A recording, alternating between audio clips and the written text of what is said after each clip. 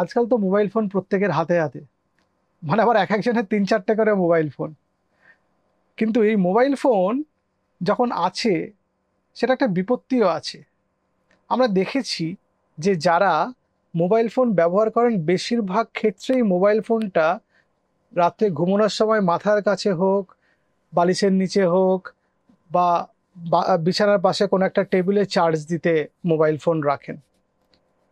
এবং few internet project study বলে একটা স্টাডি হয়েছিল, Pew, PEW, Pew internet project study. সেই স্টাডিতে বলেছে যে 80% লোক মোবাইল রাত্রিবেলা ঘুমানোর সময় মাথার কাছে রাখে। তার একটা সার্ভে করে এটা আমাদের বলেছে, আর কি একটা সার্ভে করেছে যে মোবাইল ফোনটা মাথার কাছে রাখে। এর অনেকগুলো ইম্প্যাক্ট আছে আমাদের হেলথে, সেইগুলো নিয়ে আজকে আমরা আলোচনা করতে এসেছি যে কি হেলথ ইম্প্যাক্ট আছে যে মোবাইল ফোনটা রাত্রিবেলা আমাদের মাথার কাছে রাখার। নমস্কার, আমার নাম ডক্টর এস এ মল্লিক, আমি একজন ফিজিশিয়ান। আজকে 6টা important health impact on human body আমি আলোচনা করব যে মোবাইল ফোন থেকে হতে পারে যদি মোবাইল ফোন রাত্রিবেলা আমরা মাথার কাছে রাখি, সেটা চার্জ দিতে হোক বা এমনি রাখা হোক। সেই 6টা হেলথ ইম্প্যাক্টের কথা আলোচনা করব। 1 নম্বর হচ্ছে একটা ফিয়ার অফ মিসিং আউট হয়, এর একটা হেলথ ইম্প্যাক্ট আছে। মানে একটা ফোমো তৈরি হয়, FOMO, FOMO, fear of missing out. যে মোবাইল ফোনটা মাঝে মাঝেই দেখতে ইচ্ছা করে, যে কি হলো দেখি, কি টুং করে কোথাও একটা কি আওয়াজ হলো, মনে হলো মোবাইল ফোনে মেসেজ এসছে, খুলে দেখলো। আবার কিছুক্ষণ রাখলো, আবার ভাবলো ঘুম আসছে না, ফোনটা একটু খুলে ঘাঁটি। আবার ফোনটা আনলক করে একটু ঘেঁটে দেখলো, একটু ভিডিও টিডিও দেখলো, একটু সোশ্যাল মিডিয়াতে দেখলো, একটু হোয়াটসঅ্যাপ চেকিং হলো, একটু মেসেজ চেকিং হলো। আবার কিছু কাজ না থাকলে অনেকে দেখি রাত্রিবেলা ফোনের ব্যাংকের অ্যাপ খুলে রাত্রিবেলা দেখে যে কত টাকা আছে, ওই মাসে কত টাকা ছিল। ফলে ঘুমটা আর প্রপারলি হয়ে ওঠে না। আমি অনেকে জিজ্ঞেস করেছি রাত্রিবেলা ঘুমান না কেন, বলে মোবাইল ফোন দেখি। আমি বললাম কি দেখেন, ইউটিউব, ফেসবুক? বললো না। কি করেন, হোয়াটসঅ্যাপ করেন? বললো না। তাহলে কি করেন? না, এই ব্যাংকের ওই অ্যাপটা খুলে দেখি। কি দেখেন? যে কত টাকার মধ্যে একই তো থাকবে, কালকেও যা ছিল, খুব বেশি কি পার্থক্য আর হবে? বলছে না, আমি দেখি এটা, মাঝে মাঝে খুলে দেখ। আসলে না, এটা একটা অভ্যেস, একটা নেশার মতো মোবাইল ফোনের দিকে তাকিয়ে থাকা।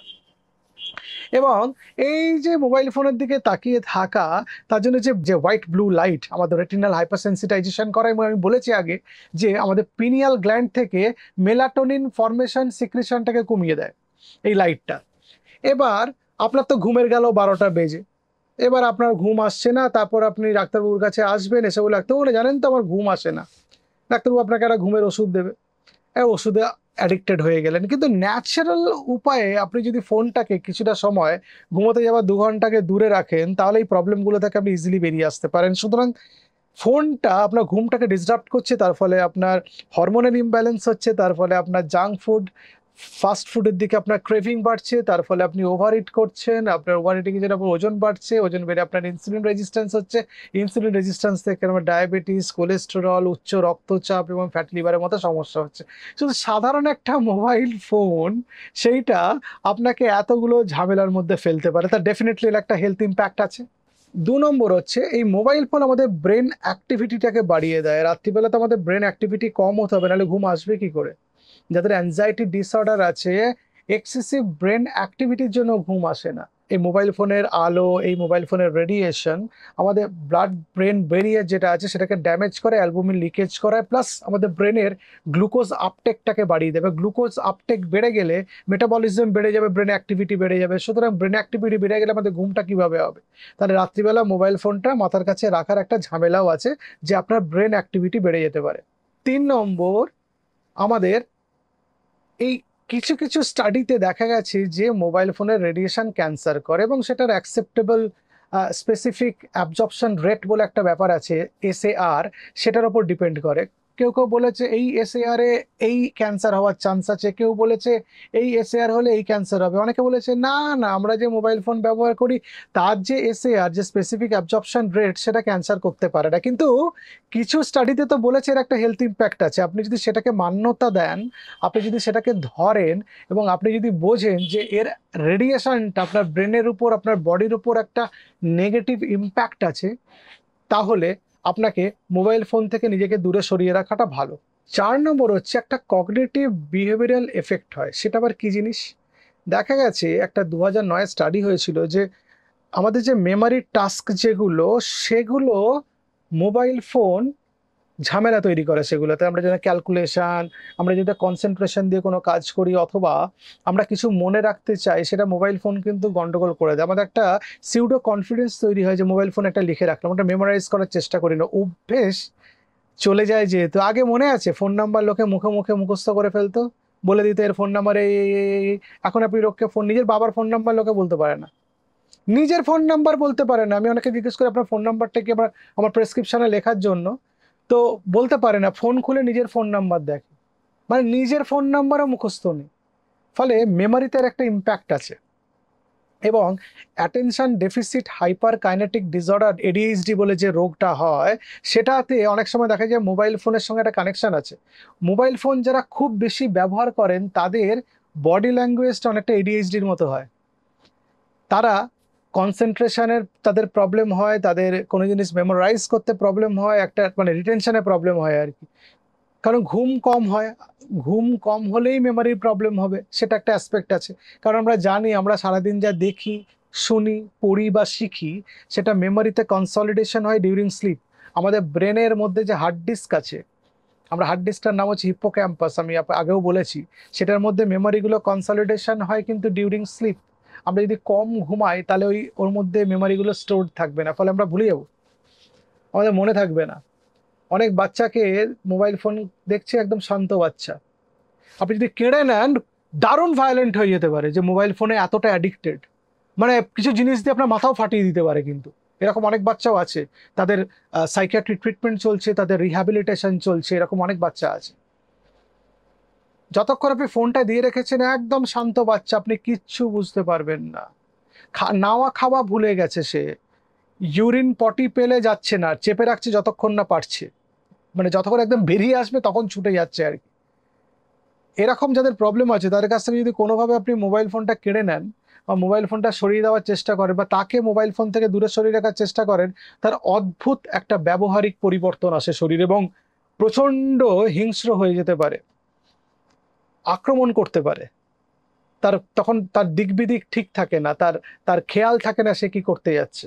সুতরাং এই কগনিটিভ আর বিহেভিয়ারাল এই যে প্যাটার্ন, এই যে চেঞ্জেস, এগুলো সব কিন্তু মোবাইল ফোনের ওভার ইউজের জন্য হয়। এবং সেটা থেকে আমাদের শিখতে হবে, আমাদের শিখতে হবে যে কিভাবে মোবাইল ফোনটা আমাদের শরীরে খারাপ করছে। তার অনেকগুলো অ্যাসপেক্ট আছে, অনেকগুলো প্রোটোকল আছে, আপনি কিভাবে মোবাইল ফোনটা হ্যান্ডেল করবেন, বাচ্চাদের কিভাবে মোবাইল ফোন থেকে দূরে রাখবেন। এবং তার একটা পুরো ভিডিও আছে আমাদের, সে লিঙ্ক আমাদের ডেসক্রিপশন বক্সে দেওয়া থাকবে, সেটা আপনারা দেখে নেবেন। এই এই ভিডিওটা খুব গুরুত্বপূর্ণ বাবা মাদের জন্য, যে তারা কিভাবে স্ক্রিন টাইম বাচ্চাদের জন্য মনিটর করবেন। 5 নম্বর হচ্ছে রিপ্রোডাক্টিভ ম্যালফাংশন হতে পারে, মানে ইনফার্টিলিটি হতে পারে। দেখা গেছে যে এই মোবাইল ফোনের রেডিয়েশন সামহাও কিছু হরমোনাল চেঞ্জ করে, অথবা কিছু ওভুলেশনের প্রবলেম করে, অথবা স্পার্ম মোটিলিটির কিছু একটা চেঞ্জেস করে। আমার মনে হয় এই পুরোটা নিউরো হরমোনাল। তো মোবাইল ফোনটা দেখার জন্য, বেশিক্ষণ একই জায়গাতে থাকার জন্য হতে পারে আমাদের কিছু বডির ইন্টারনাল কিছু চেঞ্জেস হচ্ছে, তার জন্য রিপ্রোডাক্টিভ সিস্টেমের গোলমাল হচ্ছে, তার জন্য হয়তো আমাদের ইনফার্টিলিটি, এসব প্রবলেমগুলোর আমাদের সম্মুখীন হতে পারে। শুধু তাই না, দেখা গেছে যে কিছু আননোন জেনেটিক মিউটেশন হচ্ছে প্রেগনেন্সিতে, এমব্রায়োর মধ্যে, যে ভ্রূণটা মাতৃজঠরে বা গর্ভে বড় হচ্ছে, তার কিছু জেনেটিক মিউটেশনও হচ্ছে, সেগুলো দেখা গেছে। তো এগুলো কতটা বাস্তবসম্মত সেটা আরো কিছু পরীক্ষা নিরীক্ষার পরে ভবিষ্যতে আসবে। তবে আমাদের সচেতন হতে তো কোনো বাধা নেই, হতে পারে এটা ঠিক, হতে পারে ভুল, কিন্তু আমাদের সচেতন হলে খারাপ কি? মোবাইল ফোনটা যে আমাদের সব দিক থেকে ভালো আপনিও তো বলতে পারবেন না। যে মোবাইল ফোন অত্যন্ত পছন্দ করেন, অত্যন্ত প্রেমী মোবাইল ফোনে, সেও বলতে পারবে না। সুতরাং রাত্রিবেলা মাথার কাছ থেকে দূরে রাখাটা ভালো, শরীর থেকে দূরে রাখাটা ভালো। বেস্ট হচ্ছে চার্জিং পয়েন্ট যদি বেডরুমের বাইরে কোথাও হয়, তাহলে আপনার মোবাইল ফোনটা উঠে খুলে দেখতে ইচ্ছা করবে না বারবার। আপনার একটা নিজের জন্য একটা মোবাইল ফোন স্ক্রিন ফ্রি একটা জোন টাইম তৈরি করা উচিত বাড়িতে, যাতে সবাই যাতে সেটা মেনটেন করেন। বই পড়ার অভ্যেস তৈরি করা, খাবার সময় মোবাইল ফোন বা স্ক্রিনের দিকে না তাকানো, এগুলো থেকে নিজেকে দূরে রাখতে পারলে অনেকটা কনস্ট্রাকটিভ ওয়েতে লাইফটাকে আপনি এগিয়ে নিয়ে যেতে পারবেন। সেটা আপনার নিজের জন্য এবং আপনার পরবর্তী প্রজন্মের জন্য ভালো হতে পারে অনেক গুণ, অনেক ক্ষেত্রে।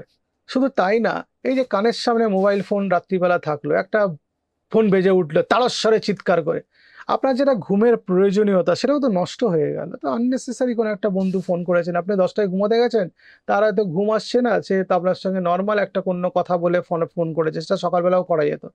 সুতরাং সেটা চেষ্টা করবেন সেটা কিভাবে মিনিমাইজ করা যায়। অনেকে কাজের ক্ষেত্রেও ফোন ধরতে হয়, ফলে সব ক্ষেত্রেই যে একই নিয়ম প্রযোজ্য হবে তা তো নয়। অনেকে রাত্রিবেলা অনেক ইম্পর্টেন্ট ফোন কলস আছে, সেগুলো তো ধরতে হবে, এগুলো তাকে ইগনোর করতে পারবে না, সেটাকে আপনাকেই চেক করতে হবে, মানে আপনাকেই বুঝতে হবে কোনটা আপনি নেবেন, কোনটা নেবেন না, কোনটা ফেলবেন, কোনটা জীবনশৈলীর মধ্যে ঢোকাবেন, কোনটা মডিফাই করবেন, সেটা আপনাকে সম্পূর্ণ আপনার দায়িত্ব, আপনাকেই ঠিক করতে হবে।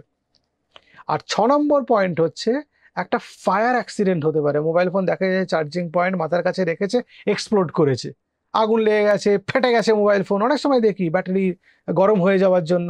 সুতরাং চেষ্টা করুন মোবাইল ফোনকে রাত্রিবেলা মাথার কাছে না রাখতে, অন্য জায়গায় চার্জ দিতে। সারাদিন চেষ্টা করুন স্ক্রিন টাইম কমাতে, এবং শরীর থেকে যত সম্ভব মোবাইল ফোনকে দূরে রাখবেন ততটা ভালো। নমস্কার।